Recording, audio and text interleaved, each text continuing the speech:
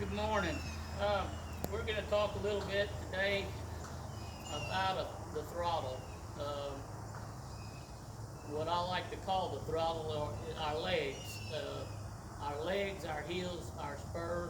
And to be able to get control of that, where we gain speed control in the walk, in the trot, mainly for going in the herd, to where we have a settled horse, a smooth horse, a smooth throttle is what we want. Um, the main thing we want to accomplish is our horse being confident, not only confident in its ability, but also in the rider, to where we don't do things to our horse to startle it, to make it unsure of what his job is. So we want to make things clear to him, even the speed we want to go. So anyhow, this is a 2-year-old highbrow CD out of a Pepto mare. We have about 5 months. I think we started her end of March or 1st or April. She's really nice. I like her a lot. She's been willing for the most part. But so what we're going to do, I had a customer that we were working on. He never rode with a lot of leg. He everything's hands, and that's fine for some things. But if we want to fine tune our horses and really get them soft, it's a lot easier working with our legs. The horse gets nervous if we jerk on them, of course, and also if we go straight to the spur. We want to keep them confident and confident in the rider again. So we were doing a little exercise, and I probably don't do it as often as I should with some of these. It just happens. But for someone that is not used to working with legs, it's not just about putting your leg on them, it's about communication to the horse, to where the horse understands what you're asking.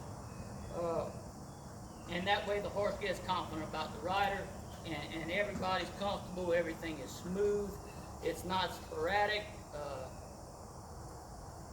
We don't bring the energy up in the horse with our spurs. We just want them to understand how fast we want to go. So, as I apply leg pressure and I squeeze, I want my horse to move forward.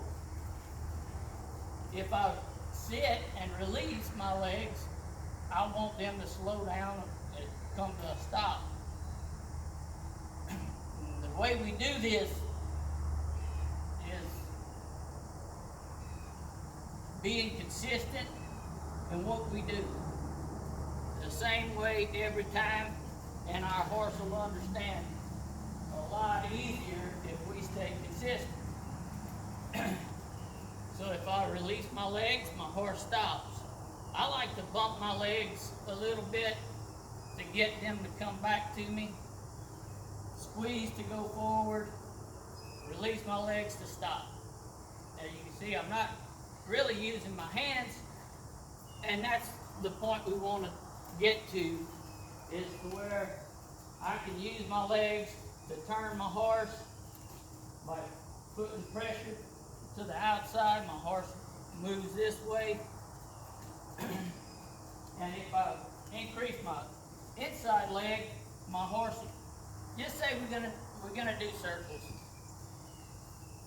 If I want to tighten the circle up, I'm going to increase pressure on my outside leg, and that circle will tighten up. If I want to open that circle up, I'll increase the pressure on my inside leg and open that up. As you can see, I'm not really reining. I have her nose pointed inside the circle with my direct rein to give her that direction we want to go. But my legs are showing her where to go and how tight I want that circle. My seat and my legs are determining the speed. So if I want to go a little faster, I squeeze a little harder, and once I get to that speed, I'm going to keep my legs on her. Keep squeezing a little bit. If I want to increase that speed, or increase that circle, I'll put my inside leg on her and open that circle up at this speed. If I want to close that circle up a little bit, I'll put my outside leg on her and keep that. But I like to keep them moving forward. And this is building confidence in your horse with your feet.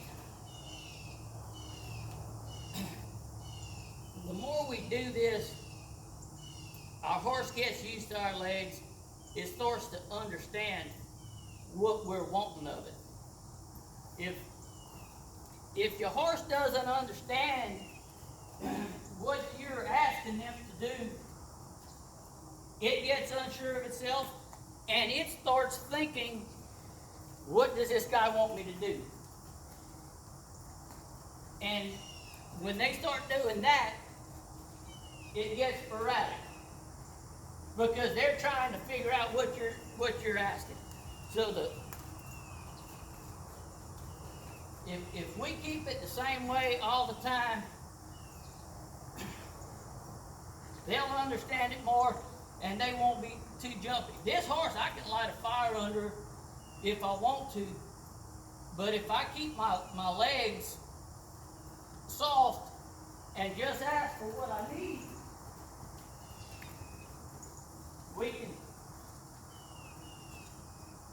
we can control that right here with just our legs and our seat. So if I want to come to a stop and turn around, I'll let my legs off. I come to a stop. I still have her nose to the inside. I'm going to apply my outside leg, and I want that turnaround.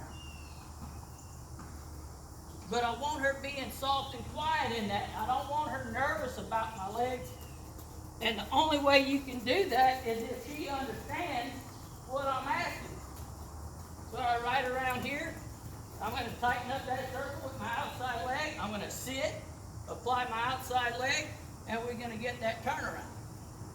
I have her nose pointing to the inside just to guide her. She knows where I want to go.